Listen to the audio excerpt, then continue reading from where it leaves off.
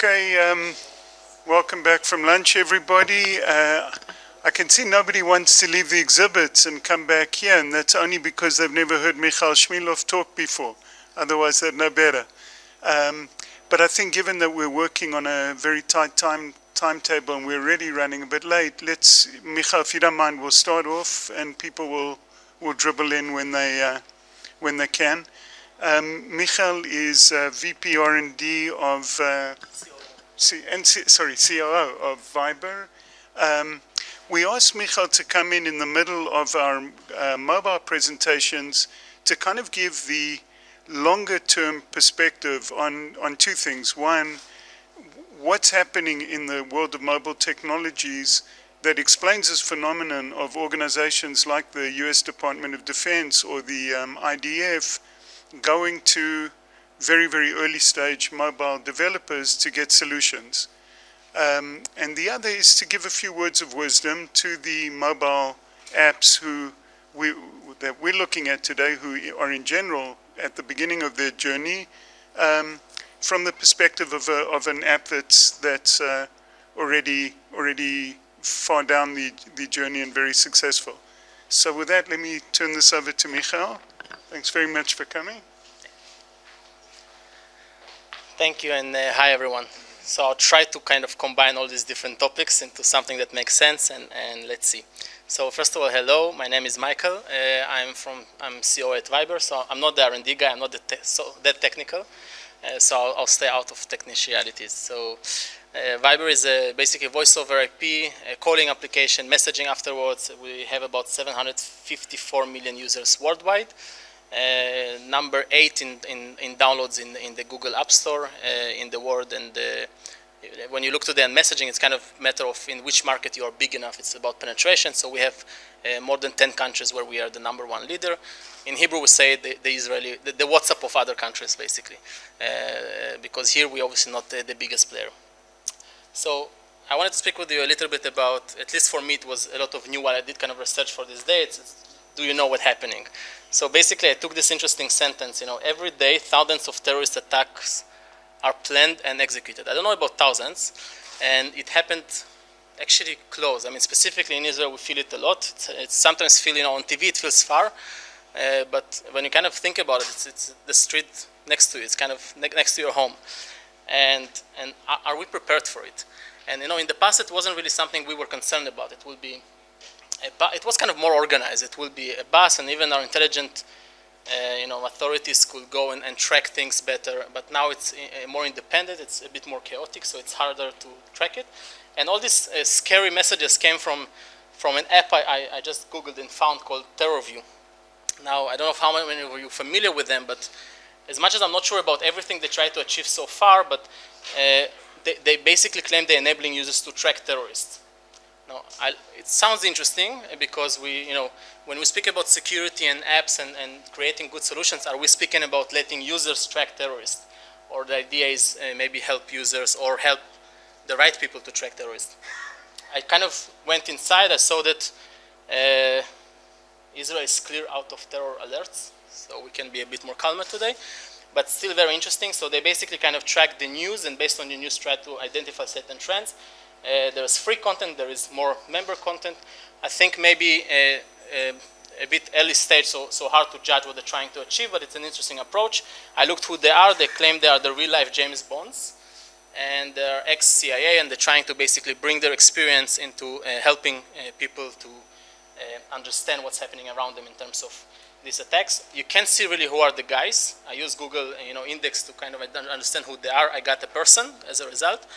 But basically, what I really like about these guys is their mission.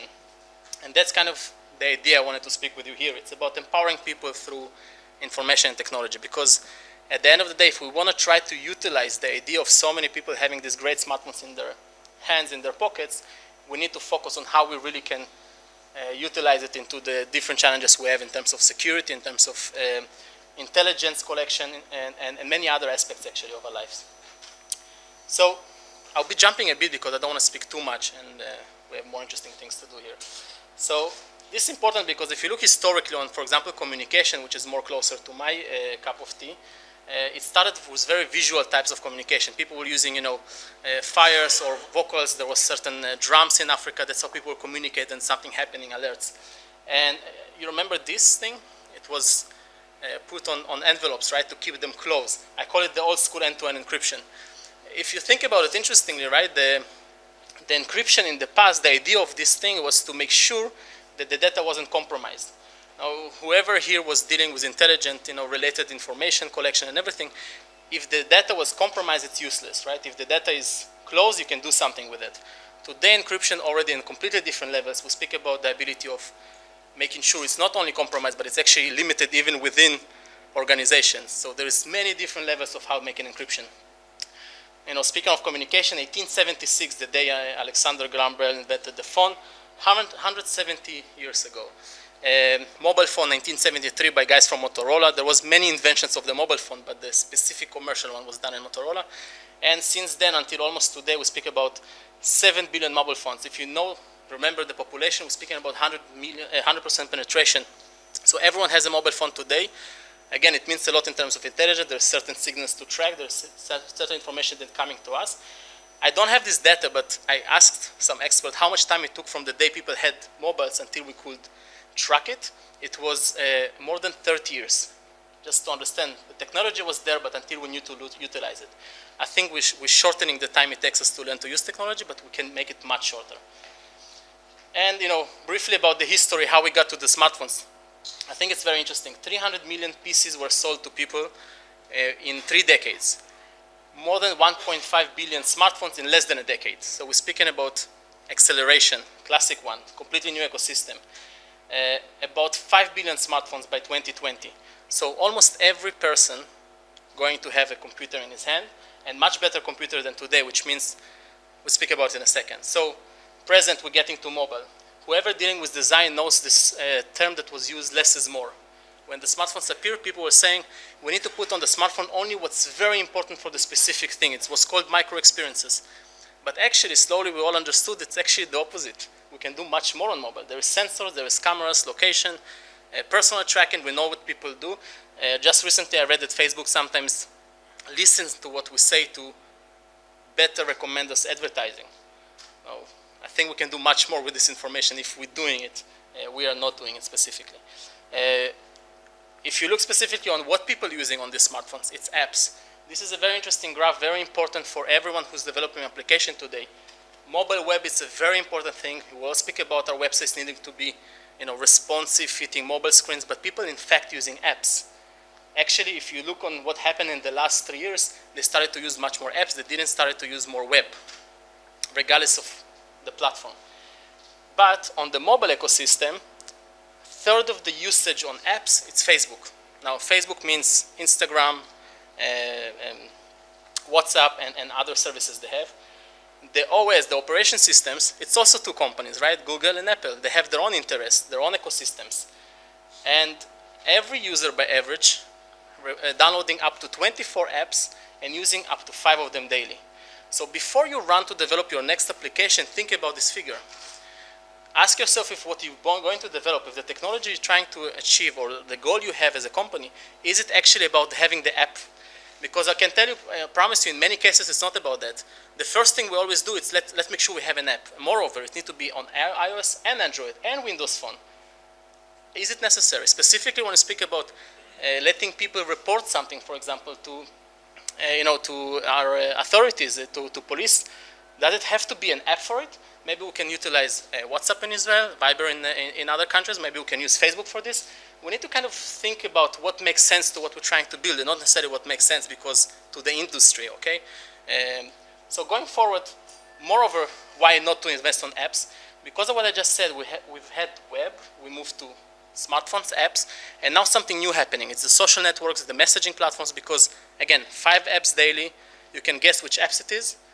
One of them I won't mention, but the other ones will be Facebook, it will be Instagram, Snapchat, who's familiar with it. It's kind of these few apps. SMS, by the way, one of these apps. So not so many different apps.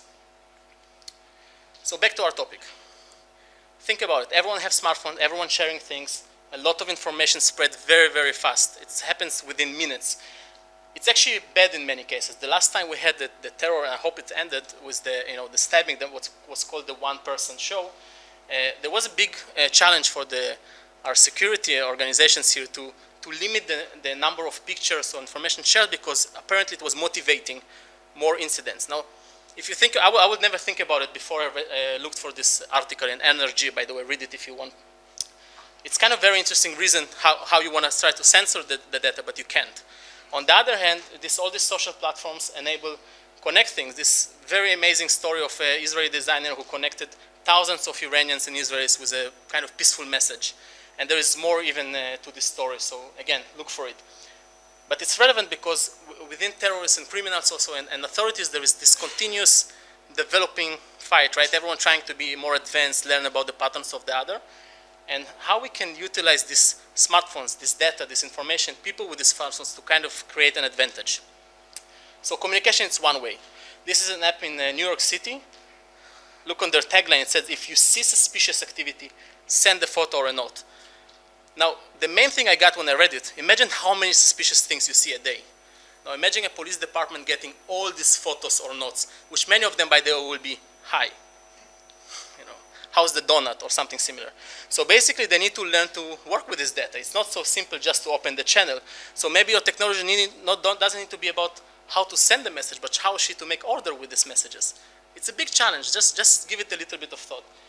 The other thing is obviously, in this industry, we're always speaking about learning from each other. There is a lot of Israeli companies consulting others and also getting information from others. You can't learn if the data is not being collected in a meaningful way, because you can't improve, right? There is no process here. So another startup that we might be missing, and there are technologies already in the space, make order in the data, make it accessible for others to learn from, and based on this, create solutions. Great example is TomTom and Waze. Okay, TomTom was a very popular navigation system. Waze took all this market quite fast. Why? They let users influence, they let users improve it in real time. Real-time improvements, very matter. Bots and AI, very hot topic in my space right now, but I think everyone interested. People wanted to call in the beginning. The husband was saying, your wife, stop chatting me, call me. And now it says the other way, why are you calling me? Send me a message. But then if your internet broke, what you do, you take your landline phone, remember this thing? You call your internet company, you put all these kind of codes and these things. They tell you, wait a second, take it from the electricity, like all this weird discussion that can be easily happening on chat or in any kind of mobile application. And when it's relevant to us, imagine cases of security using bot intelligence software. Collecting data, having it accessible, like we said before. I like the idea of, if you got a picture of a car from a certain event, you can automatically track the car, the owner of the car, and when the first time someone will see the picture, you will already know who's the owner of this car. In terms of security, it saves time, saves life. It's a very important thing people can be working on, and it doesn't have to have an app. So timing is the key. I don't have much time, so I'm skipping a few examples here, but I just want to give you one important note from here. I'll give you three examples, basically, how sometimes technology is trying to solve things too soon, and sometimes we're ready to do much more, but the technology don't allow us. So the first one is this one. When the iPhone launched, we were ready with this phone to fly airplanes. I don't know about you, I was ready to do it. I even tried the app on the left. For some reason, I asked myself, why not the right? I mean, if it's already iPhone, why not just 2 buttons? But the technology wasn't there, right? You could not even connect it to the plane. I just saw a great device here, which I'm sure can do it today, maybe even with 2 buttons. Not maybe, I'm sure they can even program the whole program before it will go to do his mission and come back with 1 button. So, you see, that's only a few years after. Another example, and this one I love a lot. Remember this Note app on iOS? It looked like a real notebook, but you could not doodle on it. Now it looks like something completely different, but you can doodle on it. So, again, the technology wasn't there yet, even though we were ready to start doodling. And last example, and my most favorite, this guy with this heavy suitcase of nuclear, this big red button. I always imagine it like to be that big, But actually it can be just Obama with a small device. Now, either it's empty, and he walked with it behind him, because I don't think there is really this red button. But anyway, that's, leave it to yourself. And finally, bots, I said before, remember this calling, putting all these weird things. So the solutions you're seeing today, they're doing the same thing, but in messaging. Why? It's, I don't think anyone wants, but bots and messaging can be something much richer. You can book flights, you can do contextual things. Imagine combining chats with security-related things. Don't build a chat app for this. Use the chat apps there, and it's not my personal interest. I just think that it makes much more sense because the users there, they're using the product, they're used to the product. It's much easier for them to report something using another tab rather than downloading another app. And by the way, they don't download another app. So finally, back to our topic, create things, don't focus on the apps, focus on how we can, I mentioned it before about the photos, on the technologies that can help securities to use all these great technologies. And if you think few years forward, we're going to have 5G, which means best video, 4K, live streaming, all these amazing solutions. If you come up today with platforms how to manage these things, you'll be the most hottest startups within 4 or 5 years. These guys came too early, maybe. Meerkat is a great example, great technology, but they might come back with, in few years, they will be smart enough, obviously, to improve the SEM and combine. This thing, you remember, it was what I should do with it. Now imagine in real time getting information and analyzing it from a site of, where just a terror attack happened. It can change so much things for security organization. But when we deal with video, remember that technology also allowed to fool you. So we need to know to differentiate between virtual reality and reality. So I kind of finish here. Think about all these great things. Virtual realities will be a big player in security, either for training, either for reconstructing areas, and do great things. I think there's great startups here today, so I wish them good luck and have fun. Thank you.